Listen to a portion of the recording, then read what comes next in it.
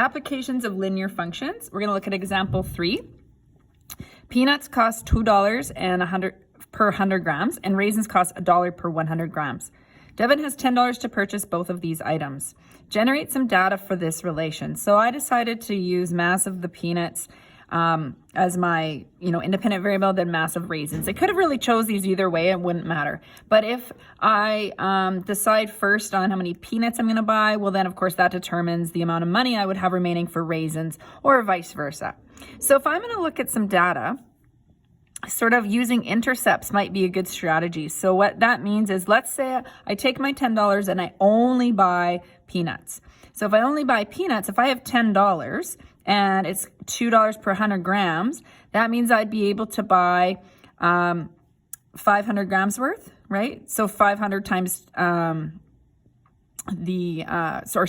times 100 would give me the $10, okay? So let's say I had $10, okay? If it's $2 per 100 grams, I can buy 500 grams worth of peanuts. Of course, I'd have no money left, so I'd have 0 grams of raisins. All right, let's look at the opposite situation and said, I want to buy only raisins. So if it's $1 per 100 grams and I have $10, then I can have 10 times that amount. So I would be able to buy 1,000 grams. And then, of course, I'd have no money left to buy the peanuts. Okay, so what you found here is really the intercepts. So these are intercepts. Okay, technically that's enough data there, but I am going to just show, let's say I didn't wanted to sort of choose another point. So let's say that I wanted to buy, and I can decide 200 grams of peanuts, for example. Okay, so let's just say I'm going to choose 200 as my value. So if I have 200 grams of peanuts, that's going to cost me $4 because it's $2 for every 100 grams. So let's maybe just make a note so we can look back at this. So 200 grams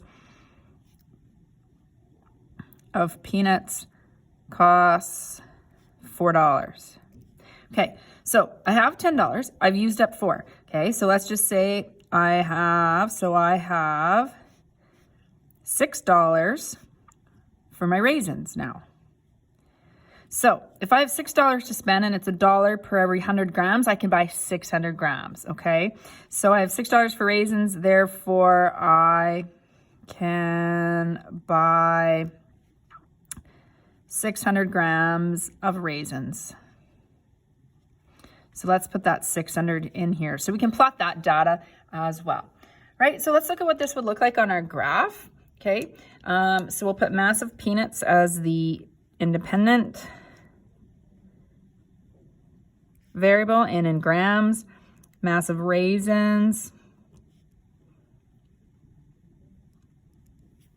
Okay, we need a title. So I'm going to say mass of peanuts versus raisins. Okay, so let's look at our scale. So for peanuts, the largest number I have is 500. So if we maybe count 1, 2, 3, 4, 500, that's good. I could space it out more, but we may want to generate more data. So let's just count by 100, 2, 3, 4, 500 is right here. Just double checking. Okay, and then 1,000 is the highest number here. So if I count by 1, 2, 3, 4, 5, I'd go off the page. So let's count by 2, 4, 6, 8, 10. That works. So we'll count by 200, 400, 600, 800, and 1,000. All right, so let's plot our data. So if we have 500 peanuts, 0 raisins, so peanuts would be 500, 0 raisins, right? This would be where 0 is. You'd have that. That is your independent variable. That is your intercept on your x-axis. 0 and 1,000, we would plot right here. Now that is enough points. You only need your 2 to go through there. Now let's still talk about this other point we determined, 200 and 600. So this would be at 200 and 600, and you see how my line still goes through that point as well. Okay, so that point would be on there, and you could determine more. So you could keep going and say, well, if I had 300 grams of peanuts, I could buy 400 grams of raisins. So now that you have the graph drawn, you can use it to find more points and more data.